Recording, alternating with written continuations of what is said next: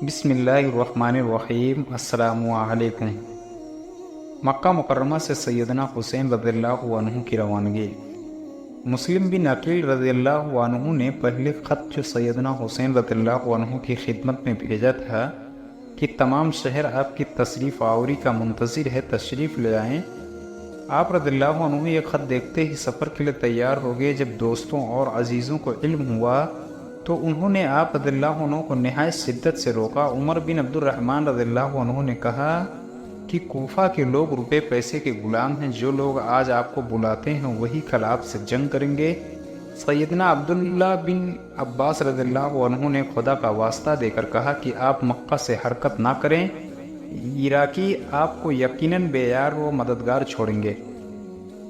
اثناء سفر بھی آپ رضی اللہ عنہ کے بعض احباب نے بجریہ خطوط عرض کی کہ سفر کے ارادے کو ترک کر دیجیے، مگر تقدیر آپ کو کسا کسا مقصودیہ میدان کربلا کی طرف لے جا رہی تھی، اس لیے آپ رضی اللہ عنہ پر کسی کی اپیل یا مشورے کا کوئی اثر نہ ہوا۔ آپ رضی اللہ عنہ نے عمر بن سعد کے خط کے جواب میں لکھا، جو شخص اللہ کی طرف بلاتا ہے، عمل صالح کرتا ہے اور اسلام کا معترف ہے، وہ اللہ اور اس کے رسول سے کیوں کر اختلاف کر سکتا ہے؟ تم نے مجھے امان بھلائی اور صلہ رحمی کی دعوت دی ہے، پس بہترین ایمان اللہ کی امان ہے۔ جو شخص دنیا میں خدا تعالیٰ سے نہیں ڈرتا، خدا قیامت کے دن اسے امن نہیں دے گا۔ اس لیے میں دنیا میں خدا کا خوف چاہتا ہوں تاکہ قیامت کے دن میں اس کی امان کا مستحق ہو جاؤں۔ اگر خط سے تمہاری نیت میرے ساتھ صلہ رحمی اور بھلائی کی ہے تو خدا تمہیں دنیا و آخرت میں جزائے خیر دے۔ ادھر اہل بیت کرام کا قافلہ منازل طے کر رہا ہے، ادھر ابن زیاد نے قادسیہ سے لے کر خافان، قطقطانہ اور جبل باز تک جاسوس اور سوار روانہ کر دیے تاکہ حضرت حسین رضی اللہ عنہ کی نقل و حرکت کی جملہ خبریں ملتی رہیں۔ سیدنا حسین رضی اللہ عنہ نے حاجج پہنچ کر قیس بن محاصر مصہر رضی اللہ عنہ کے ہاتھ آل کوفہ کو اپنی آمد کا خط ارسال کیا، لیکن ابن زیاد کے تمام انتظام مکمل تھے۔ قیس کو قادسیہ میں گرفتار کر لیا گیا اور ابن زیاد نے انہیں چھت سے گرا کر شہید کر دیا۔ بطن رملہ مقام پر عبداللہ بن مطیع سے آپ کی ملاقات ہوئی۔ اس نے صاف طور پر بیان کر دیا کہ آپ ہرگز کوفہ کا قصد نہ کریں، آپ وہاں یقیناً شہید کر دیے جائیں گے۔ جب صابلہ میں پہنچے تو آپ رضی اللہ عنہ کو مسلم بن عقیل رضی اللہ عنہ اور حانی بن عروہ رضی اللہ عنہ کی شہادت کی المناک اطلاع ملی۔ اس موقع سے فائدہ اٹھا کر آپ خیر خواہوں نے پھر عرض کیا کہ آپ یہیں سے واپس جائیں، لیکن مسلم کے بھائیوں نے پیش قدمی کی رائے دی۔ اس طرح اہل بیت کا قافلہ ایک منزل اور آگے بڑھ گیا۔ جبار پہنچ کر آپ رضی اللہ عنہ کو اپنے قاصد عبداللہ بن بختر کے قتل کی اطلاع ملی اور ساتھ ہی مسلم بن عقیل رضی اللہ عنہ کی وصیت کے مطابق آدمی پہنچے کہ یہاں کا حال بدل چکا ہے۔ اس موقع پر سیدنا حسین رضی اللہ عنہ نے ساتھیوں کو جمع کر کے ایک پردرد تقریر فرمائی، جس میں آپ نے فرمایا، ہمارے دوستوں نے ہمارا ساتھ چھوڑ دیا، چنانچہ جو شخص لوٹنا چاہے وہ خوشی سے الگ ہو جائے، ہمیں کوئی شکایت نہیں۔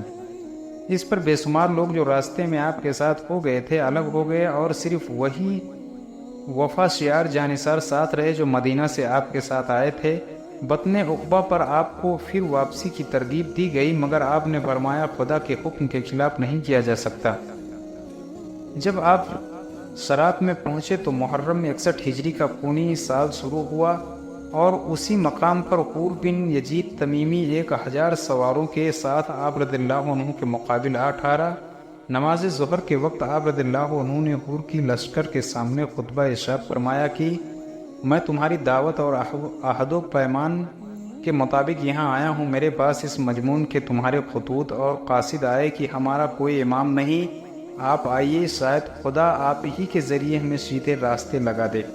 چنانچہ اب میں آ گیا ہوں، اگر تم لوگ میرے ساتھ پختہ وعدہ کر کے مجھے یقین دلا دو تو میں تمہارے ساتھ شہر چلوں، لیکن اگر تم ایسا نہیں کرتے اور تمہیں ہمارا آنا ناپسند ہو تو میں جہاں سے آیا ہوں وہیں لوٹ جاؤں گا۔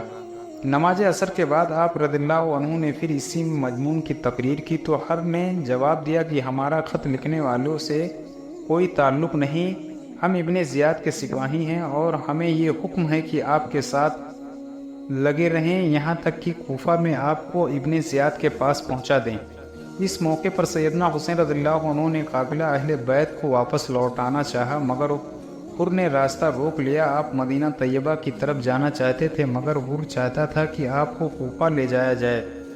مزید گفتگو کے بعد حر نے یہ اجازت دی کہ اگر آپ رضی اللہ عنہ کوفہ نہیں جانا چاہتے تو آپ ایسا راستہ اختیار کریں کہ جو نہ کوفہ کو جائے اور نہ مدینہ کو۔ اسی دوران میں ابن زیاد کو لکھتا ہوں اور آپ یزید کو لکھیں، ممکن ہے عافیت کی کوئی صورت پیدا ہو جائے۔ اس قرارداد کے بعد آپ ایک ایسے راستے پر کھانا ہوئے جس کی آخری المناک منزل کربلا تھی۔ خدا حافظ، وآخر دعوانا الحمد للہ رب العالمین۔